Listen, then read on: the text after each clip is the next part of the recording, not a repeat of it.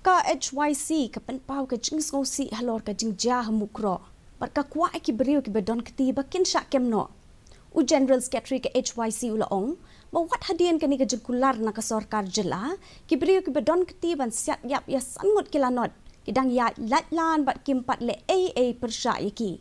Ke HYC hinin kesingi kala banjur bahkan yai persya ke bayday bat ke jeng penis no ya ke jela meglaya bat kiwe-kiwe ki jela hakeleng ki benta jongkari ling ba ke jeng snai ke lentirel.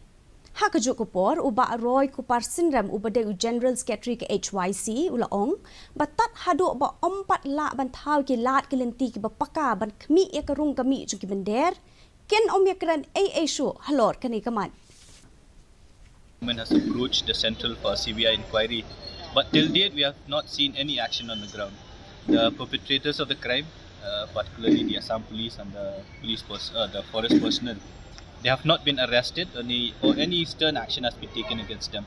So from the beginning only we have made it very clear that those people who are involved in this crime, they should be arrested as soon as possible. See, our stand is very clear. No railway until there's a regulation on the movement of people inside the state. So until and unless the central government comes out with a law which would regulate the movement of people from outside the state into the state, then we will not be welcoming railway into the state.